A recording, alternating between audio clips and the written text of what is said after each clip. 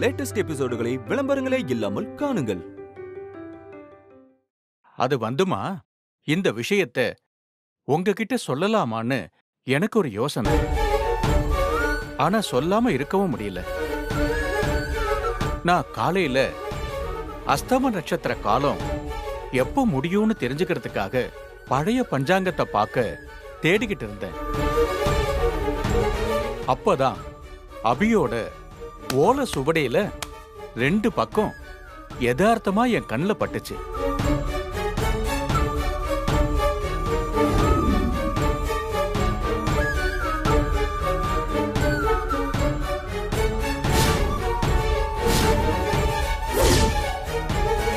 அந்த ஓலை சுவடியை எடுத்து நான் படிச்சேன்.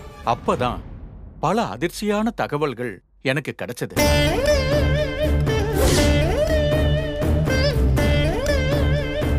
அந்த ஓலை சுவடியில என்ன ஜோசியரை போட்டிருந்துச்சு? அபியோட குழந்தை அபிகிட்ட வந்து சேரப்போற காலம் வரப்போகுது.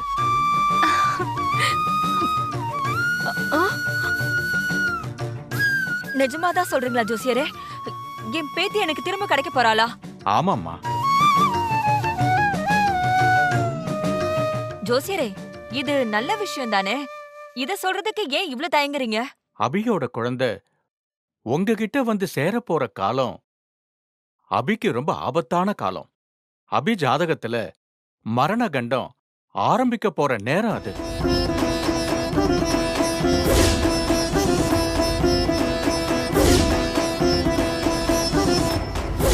என்ன ஜோசியரே சொல்றீங்க?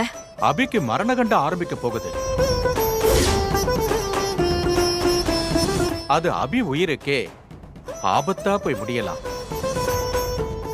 இந்த சோதனையான காலத்துல இருந்து அபி மீண்டு வர்றது சாதாரண விஷயம் இல்ல. ஐயோ, என்ன ஜோசியரே நீங்க பயமுறுத்துறீங்க? நான் முதல்ல அபிகிட்ட இந்த விஷயத்தை போன் பண்ணி சொல்றேன்.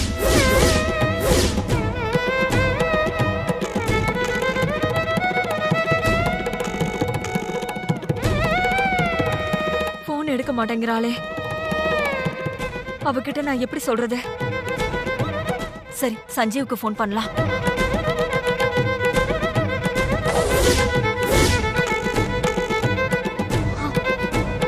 என்ன 2 பேருமே போன் எடுக்க மாட்டேங்கிறாங்க? இப்ப என்ன பண்றது?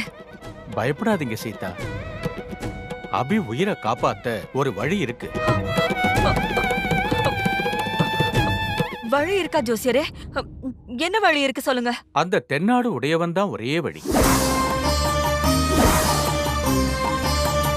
அந்த அபியை காப்பாத்த அவனால மட்டும்தான் முடியும். சரி ஜோசியரே, இப்ப நாங்க என்ன பண்ணணும்? அபி கணவன் சஞ்சீவ் காட்டு சிவன் கோவிலுக்கு போகணும். அங்க போனா அபி உயிரை காப்பாத்த மட்டும் இல்ல, அவ பிறப்புக்கான ரகசியமும் தெரியும். இத நான் சொல்லல, 1000 வருஷத்துக்கு முன்னாடி எழுதின அபியோட ஓலை சுவடி சொல்லுது.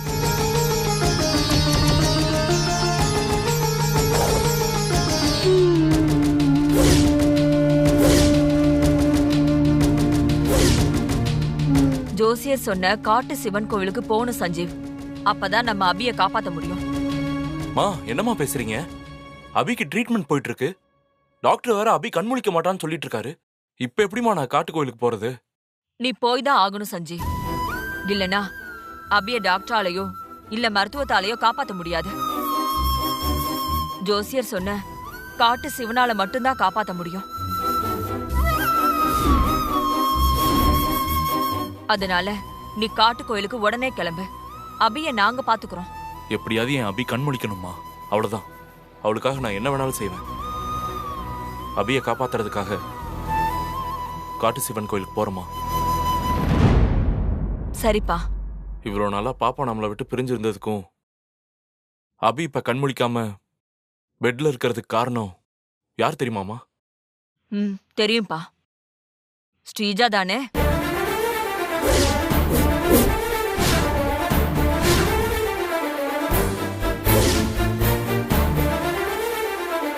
இந்த விஷயம் இவளுக்கு எப்படி தெரியும்? எப்படிமா உங்களுக்கு தெரியும்? ஜோசியர் எல்லாத்தையும் சொன்னாருப்பா.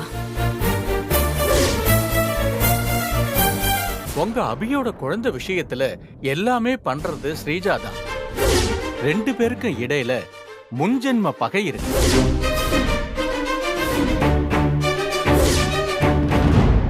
என்னம்மா பகை அது இதுன்னு ஏதேதோ சொல்றீங்க? இதெல்லாம் நம்புற மாதிரியா இருக்கு? எனக்கும் நம்புறதுக்கு கஷ்டமாதான்ப்பா இருக்கு. ஆனா நடக்கிறதையெல்லாம் பார்த்தா ஜோசியர் சொன்னது சரிதானு படுது. மா, அபி எனக்கு ஏன் பிடிக்கல? அவ மேல எனக்கு என்ன கோவம்னே தெரியல. ஆனா என் மனசு அவளை அப்படியே பழி வாங்கணும்னு துடிக்குது. அவ வாழ்க்கையை நிர்மூலமாக்காம நான் விட மாட்டேமா. ஓ, அதான் ஸ்ரீஜா அந்த மாதிரி பேசினாளோ? நடக்கிறதெல்லாம் நல்லதாவே முடியட்டும். நம்ம ஜோசியர் சொன்னதை செய்வோம்.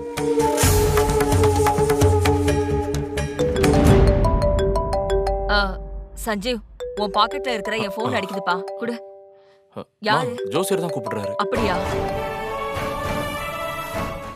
ஜோசியரே, நானே உங்களுக்கு ஃபோன் பண்ணணும்னு நினைச்சேன். என் ஃபோன் சுவிட்ச் ஆஃப் ஆயிடுச்சு. நல்லவேளை நீங்களே ஃபோன் பண்ணிட்டீங்க. ஜோசியரே, நீங்க சொன்ன மாதிரியே நடந்து போச்சு. நடக்கிறதெல்லாம் விதியோட விளையாட்டு.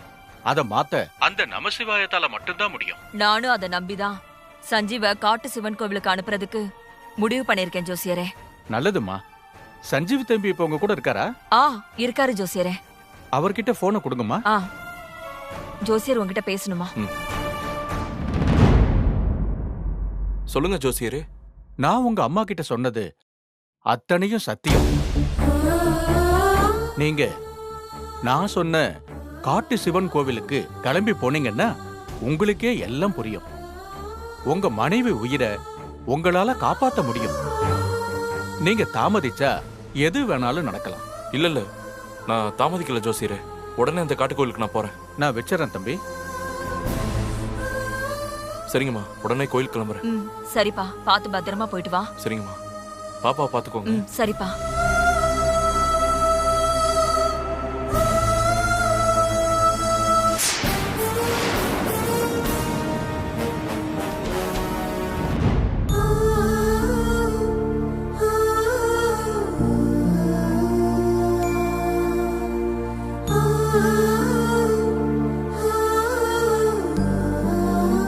அபி, நான் நம்ம பாப்பாவை கொண்டு வந்து உங்ககிட்ட சேர்த்துட்டேன். எனக்கு அது போதும். நம்ம வாழ்க்கை ரொம்ப அழகா மாறிடும் நினைச்சிட்டு இருந்தேன். ஆனா இப்போ அது இல்லைன்னு ஆயிடுச்சு.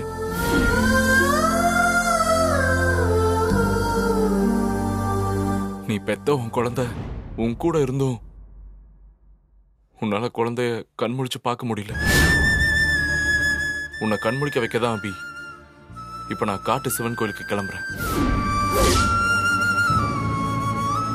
போற இடத்துல எனக்கு என்ன ஆனாலும் சரி, நான் அதை பத்திலாம் கவலைப்படல. உன்னை கண்முழிக்க வைக்காம நான் வரவே மாட்டேன். நான் கிளம்புறேன் அபி.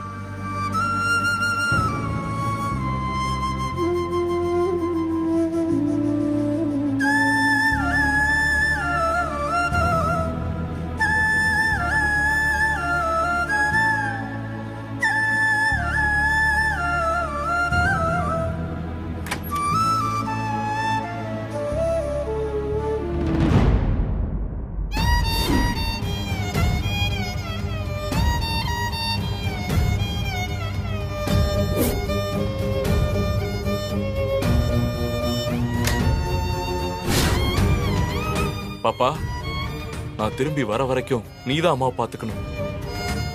நான் கிளம்புறேம்மா. சரிப்பா, பார்த்து பத்திரமா போயிட்டு வா. நான் வரேன்டா. சரிடா, நீ எதுக்கும் கவலைப்படாத. அபி கண்டிப்பா கண்ணை முடிச்சிடுவா.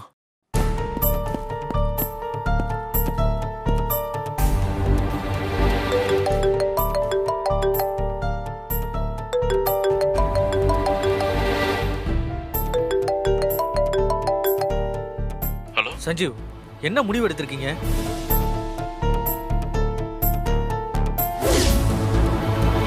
முடிவா? நீங்க என்ன சொல்றீங்கன்னு புரியல சார். அபி இன்டர்வியூ அட்டெண்ட் பண்ண வருவாங்களா வரமாட்டாங்களா? சார், நான் சொன்னது உங்களுக்கு புரிஞ்சுதா இல்லையா சார்? அபி ஹாஸ்பிட்டல்ல அட்மிட் ஆயிருக்கான்னு சொல்லிட்டு இருக்கேன். நீங்க என்னடா இப்படி கேக்குறீங்க? சும்மா நடிக்காதீங்க சஞ்சீவ். என்ன ருத்ரா கிட்ட பணம் வாங்கியிருக்கீங்களா?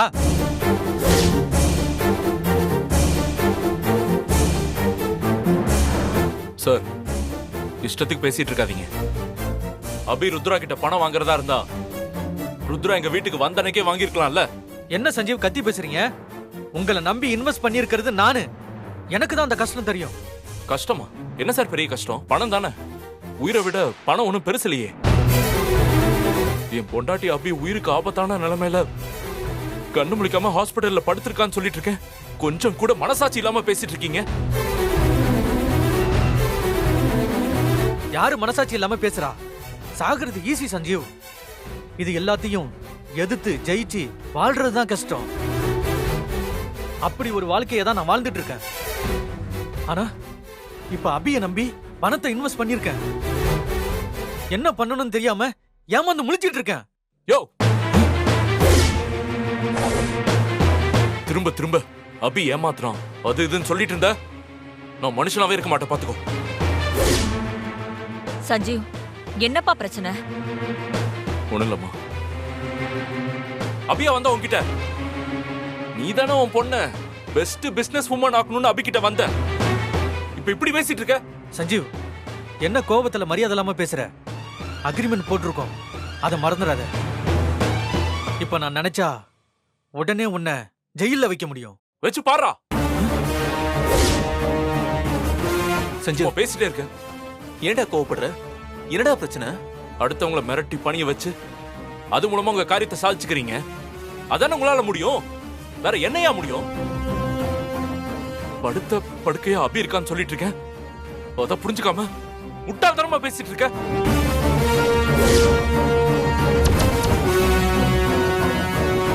Sanjeev, you talking too much. இது எல்லாத்துக்கும் நீ பதில் சொல்லிதான் ஆகணும். ஏய், போயா.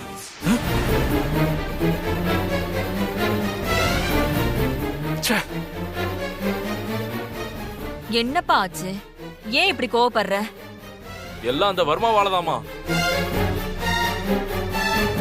ஏதோ அபி வேணும்னே இன்டர்வியூக்கு போகாம ஹாஸ்பிட்டல்ல படுத்துட்டு இருக்கிற மாதிரி ஓவரா பேசிட்டு இருக்கான். அதனாலதான் கத்தி விட்டேன். சஞ்சீவ், இந்த நிலைமையில நம்ம யார்கிட்டயும் சண்டை போட வேண்டாம். நீ கொஞ்சம் பொறுமையா இரு. ஏமா இப்படி சொல்றீங்க? சஞ்சீவ் செஞ்சதுதான் கரெக்ட். அப்பதான் அந்த வர்மா மாதிரி ஆளுங்க எல்லாம் அடங்குவானுங்க. இல்லனா கொட்ட கொட்ட குனிய சொல்லிக்கிட்டே இருப்பானுங்க. சந்தோஷ், நீ வேற சும்மா இருடா. சஞ்சீவ், நான் சொல்றதை கேளுப்பா. கொஞ்சம் பொறுமையா இரு. மா, பொறுமையா இருந்ததுனாலதான் இவ்ளோ பிரச்சனையும். அந்த வர்மா அபிக்கும் சஞ்சீவுக்கும் தொல்லை கொடுக்கறான். அதனாலதான் அந்த ருத்ரா நமக்கு தொல்லை கொடுக்கறான்.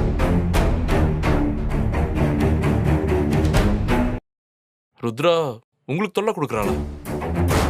சந்தோஷ், என்ன பேசிட்டு இருக்க நீ? சஞ்சீவ், சந்தோஷ் ஏதோ உளறாண்டா. இங்க யாரும் யாருக்கும் தொல்லை கொடுக்கல. நீ காட்டு கோயிலுக்கு கிளம்புப்பா. இல்ல, நீங்க ரெண்டு பேரும் ஏதோ மறைக்கிறீங்க. என்ன நடந்ததுன்னு சொல்லுங்க. அதெல்லாம் ஒண்ணும் நடக்கலப்பா. நீ கிளம்பு. சந்தோஷ், நீ சொல்லு. அந்த ருத்ராவும் ஸ்ரீஜாவும் ஒண்ணு சேர்ந்துட்டாங்க.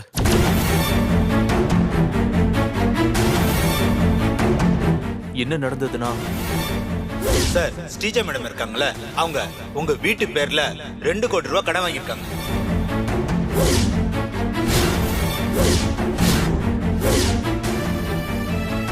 அத திரும்ப கட்ட முடியாதனால உங்க வீடு இப்ப ஜப்திக்கு வந்திருக்கு. நாளைக்கு மார்னிங் 10 மணிக்குள்ள நீங்க எல்லாரும் இந்த வீட்டை காலி பண்ணி கொடுக்கணும். இது கோர்ட்டோட ஆர்டர்.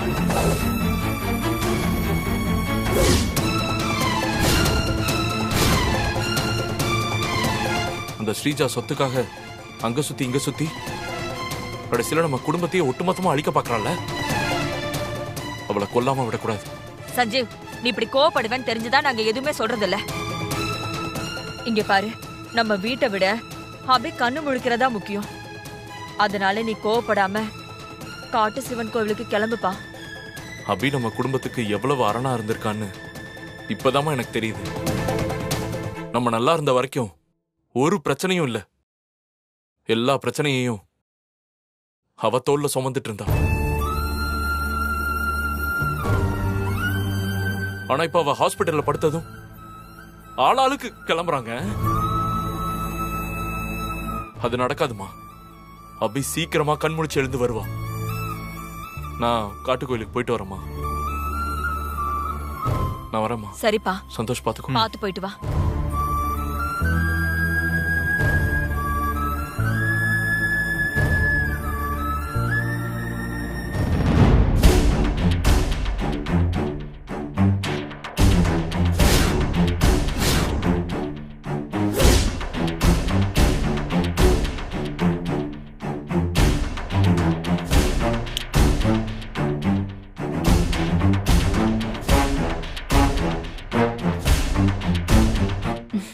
வாங்க ஹர்ஷத் சார். Yes madam. உட்காருங்க. Thank you madam. என்ன மேடம், நான் இல்லாத நேரத்தில் நிறைய விஷயங்கள் நடந்திருக்கு போல இருக்கு. ஆமா ஹர்ஷத் சார், அதை பத்தி பேசுறதுக்காக தான் நான் உங்களை கூப்பிட்டேன்.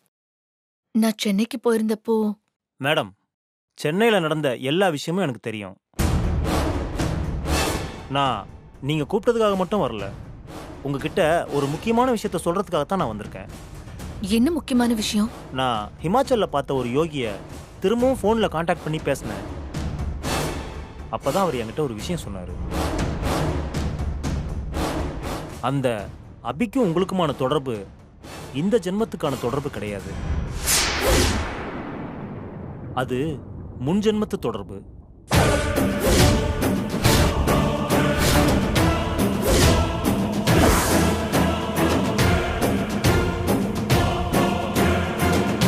அந்த ஜென்மத்துல நீங்க அபிக்கு நல்லது பண்ணீங்களா இல்ல கெட்டது பண்ணீங்களான்னு தெரியல. ஆனா இந்த ஜென்மத்துல நீங்க அபிக்கு நல்லது மட்டும்தான் பண்ணியாகும்.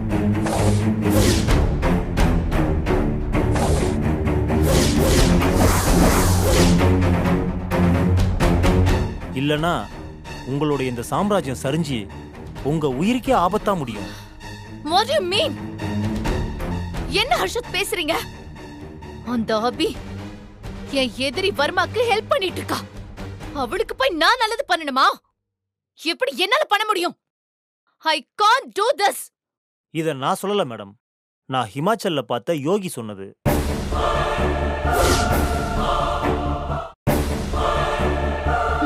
What Yogi? Who is he? தெருவுல திரியிற சாமியார் சொல்ற கதெல்லாம் என்னால நம்ப முடியாது. மேடம், நான் உங்களை லாஸ்ட் டைம் பார்க்கும்போது யோகி சொன்னதா சொல்லி உங்க ஷோல்டர்ல மச்சம் இருக்குதான்னு பார்க்க சொன்னேனே, இருந்ததா?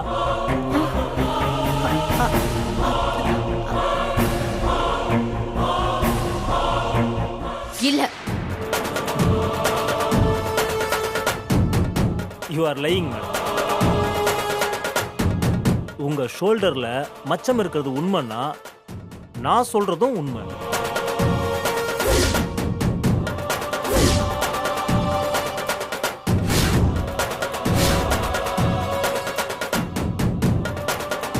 ஹர்ஷத், இப்ப நான் உங்களை கூப்பிட்டது எதுக்குன்னு தெரியுமா? நான் அபியோட பூர்வீக வீட்டை ஜப்தி பண்ணணும். அதுக்காக லீகல் அட்வைஸ்க்கு தான் நான் உங்களை கூப்பிட்டேன். இதுக்கு நான் கொடுக்கிற ஒரே லீகல் அட்வைஸ் நீங்க அந்த வீட்டை ஜப்தி பண்ணாம இருக்கிறது தான். அதை மீறி நீங்க பண்ணீங்கன்னா உங்க உயிருக்கே ஆபத்தா முடியும் madam. Harshad, don't command me. நான் என்ன பண்ணணும்னு சொல்றதுக்கு உங்களை நான் கூப்பிடல. ஜப்தி பண்ணா எந்த ப்ராப்ளமும் வராம இருக்க என்ன பண்ணணுங்கிறத மட்டும் சொல்லுங்க. அந்த சாமியார் சொல்ற கதையெல்லாம் நீங்க நம்பலாம், but I can't believe it. நான் அபி வீட்டை ஜப்தி பண்ணதா போறேன். You are making wrong decision madam. உங்களுடைய இந்த முடிவு உங்க சாம்ராஜ்யத்தையே அழிக்க போகுது. இதை நான் கமாண்டா சொல்லல, உங்க வெல்விஷரா தான் சொல்றேன். ரொம்ப தேங்க்ஸ் ஹர்ஷத், நீங்க கிளம்பலாம்.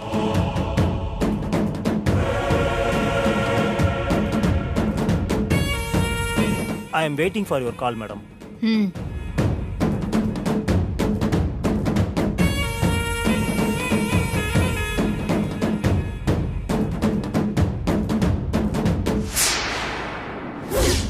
இந்த ஜென்மத்துல நீங்க அபிக்கு நல்லது மட்டும்தான் பண்ணியாகும்.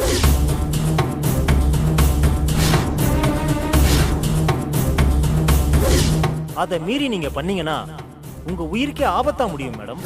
ஷிட். சொல்றது மட்டும் இல்ல, செய்ய போறதும் அபி. நல்ல பிசினஸ் பீப்புளுக்கு நம்மளோட இல்ல மத்தவங்களோட டைம் வேல்யூ தெரியும். சோ உங்க டைம் வேல்யூவை நான் மதிக்கிறேன்.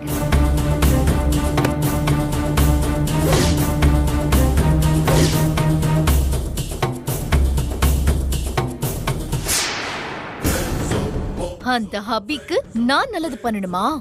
அது கனவுலயும் நடக்காது. என்ன அவமானப்படுத்தி அந்த வர்மா கூட சேர்ந்திருக்கிற அபிய நான் அழிக்காம விடவே மாட்டேன்.